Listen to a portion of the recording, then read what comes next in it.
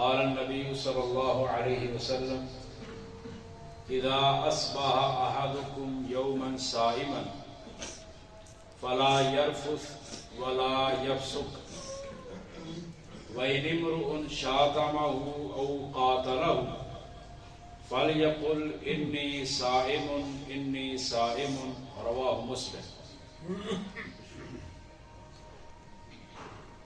روزہ عربی زبان میں صوم کہلاتا ہے۔ صوم کا معنی ہوتا ہے رک جانا۔ ایک تو ہے کھانے پینے سے رکنا، اپنی شہوات کو پورا کرنے سے رکنا،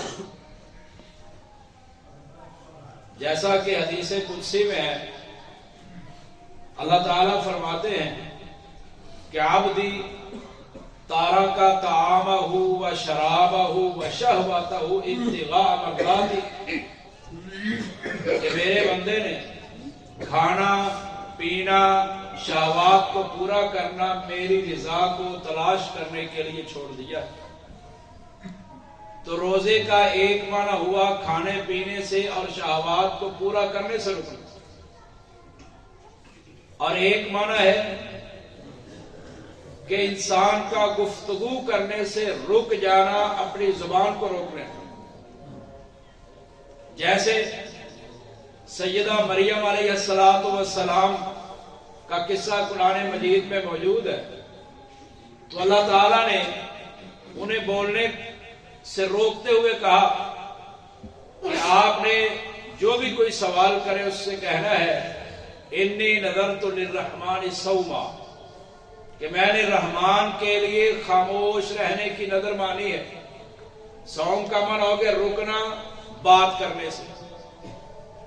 تو روزے میں جہاں پر کھانے پینے اور شہوات کو پورا کرنے سے رکنا ہے، وہیں پر اپنی زبان کو گالی گلوچ سے اور برے الفاظ سے بھی روکنا ہے۔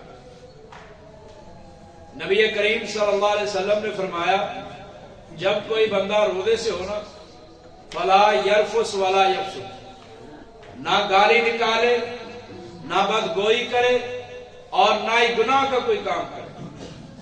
اور اگر ایسا معاملہ ہو ان امرؤ شاتمہ او قاتلہ، کوئی بندہ اس کو گالیاں دینی شروع کر دے یا اس سے لڑائی کرنی شروع کر دے، تو روزے دار آگے سے لڑائی نہ کرے، آگے سے گالی نہ نکالے، کیا کہے انی صائم انی صائم، میں روزے سے ہوں، میں روزے سے ہوں۔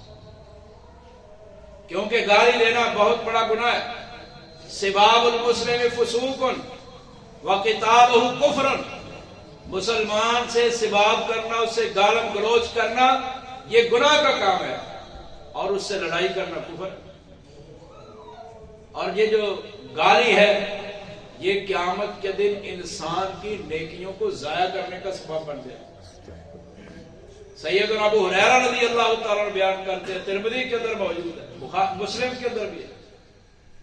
سیدنا ابو ہریرہ فرماتے ہیں ایک دن نبی صلی اللہ علیہ وسلم نے کہا اتدرون ما المفلس، اے میرے صحابہ جانتے ہو مفلس کسے کہتے ہیں؟ تو صحابہ اکرام نے کہا اللہ کے رسول المفلس فینا من لا درہم لہ ولا متاع، ہم مفلس اس کو سمجھتے ہیں جس کے پاس درہم و دینار نہیں، جس کے پاس ساز و سامان نہیں، وہ ہمارے نزدیک مفلس ہے۔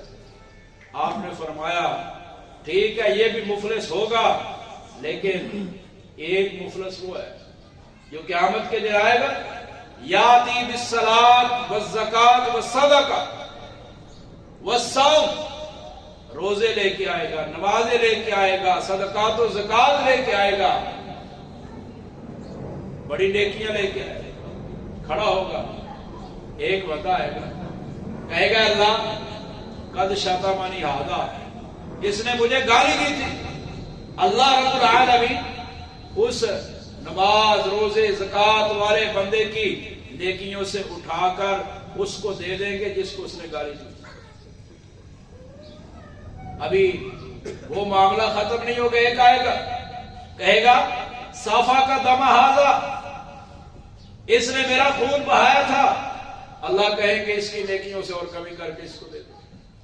ایک آئے گا کہے گا ضربنی ھذا، اللہ اس نے مجھے مارا تھا، اللہ تعالیٰ اس کی نیکیوں میں سے کمی کر کے اس کو پھر دے گا۔ آپ علیہ السلام نے فرمایا ابھی وہ لوگ باقی ہوں گے جن کو اس نے مارا پیٹا ہوگا، گالیاں دی ہوگی، ابھی لوگ باقی ہوں گے اور اس کی نیکیاں ختم ہو جائیں گی۔